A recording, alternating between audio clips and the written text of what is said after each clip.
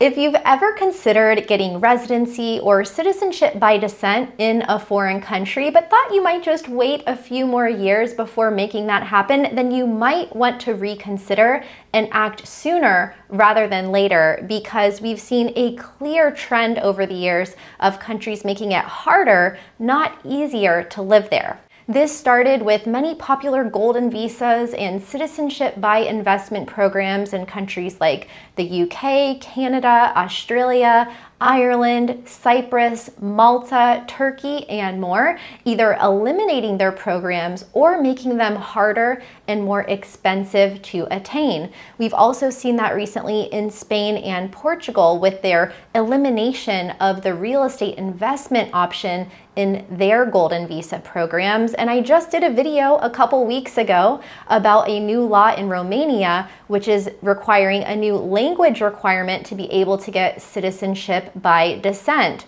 But now Italy is the country making headlines, as they just issued a sweeping decree this week, immediately changing the qualifications for their citizenship by descent option. Upwards of 80 million people of Italian ancestry could have potentially qualified for this program to be able to use an Italian passport as their plan B to live in other countries, live in Italy, live in Europe, and now that has been, as of further notice, eliminated, likely permanently.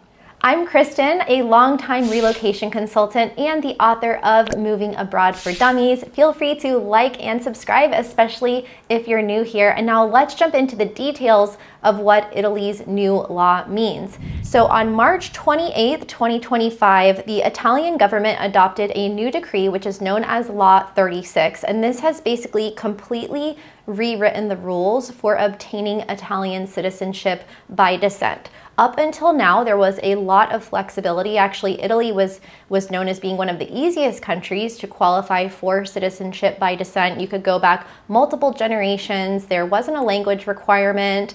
And the documentation, especially for a country like Italy that's known for its stringent bureaucracy, was actually quite minimal compared to other countries. But that has all changed now, because what this law does is it limits your ability to qualify back to 2 generations. So this means that you need either a parent or a grandparent, not a great-grandparent, to be able to qualify for this. And you also need to show even more ties to Italy, which we'll get into in just a second. So this genuine connection to the country is pretty direct. They want you to have had either a recent residence in Italy or your parents to have lived in Italy before you were born. And they also want you to have full documentation to prove your claim, no more sworn statements or anything like that. Applications will only be accepted now if you applied before this deadline of March 28th or if you meet the new stricter criteria.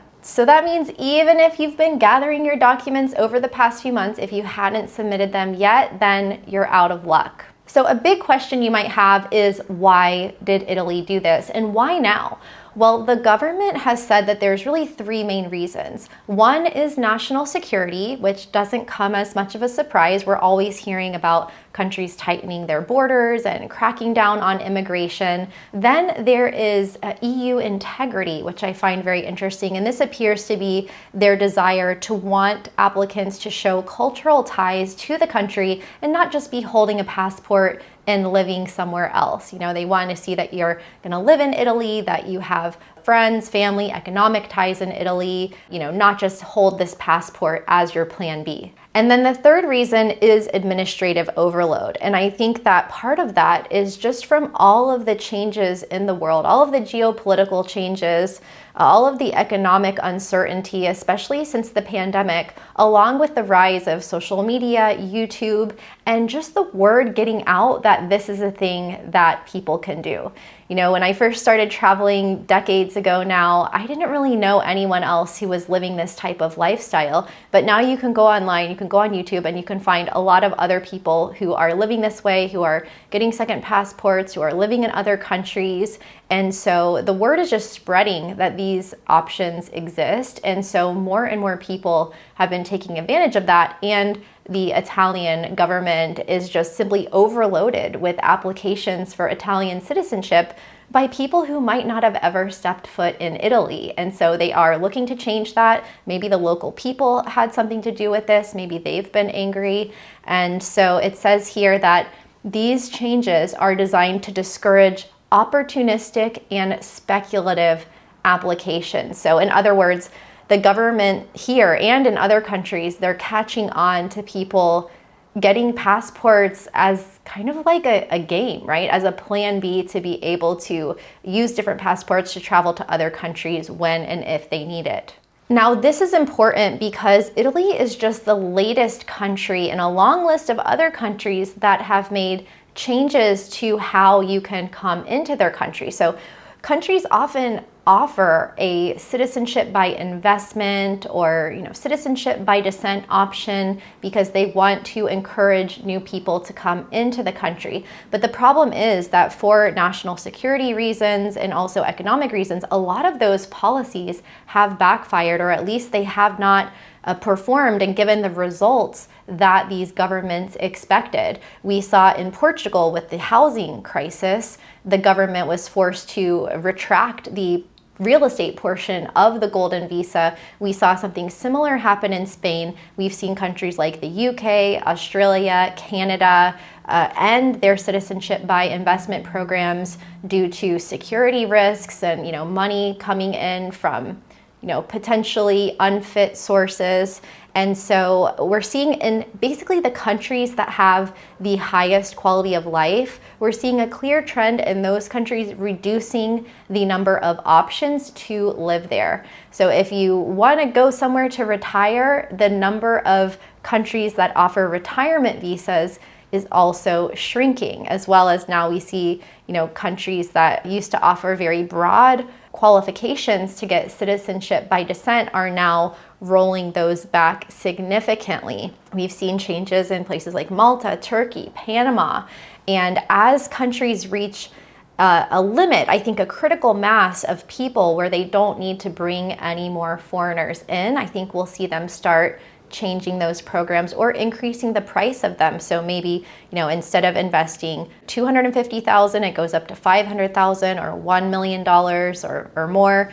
And if it's a retirement visa, instead of qualifying with $1,000 per month in a pension, it could be $2,500 or $3,000 per month. We've also seen digital nomad visas, which have opened up different countries for remote workers, but many of those actually have a really high income threshold because countries want to make sure that you're economically stable and able to live and work in those countries without risking local jobs. We've also seen countries throughout the Caribbean that have increased the prices of their citizenship by investment programs. So the writing on the wall is clear here. And if you've been thinking about going abroad, it would be prudent to start making moves sooner rather than later so that you can ensure that these pathways remain open for you when you do want to move permanently. I will be covering all of the latest updates about these topics on my channel, so make sure to like and subscribe if you haven't already. And if you'd like to talk with me personally and get individual help with moving abroad or getting a passport in another country, then click the link below or scan this QR code to get in touch with my team. And if Italy is still on your bucket list and you want to know the top 10 best places to live there, then watch this video next.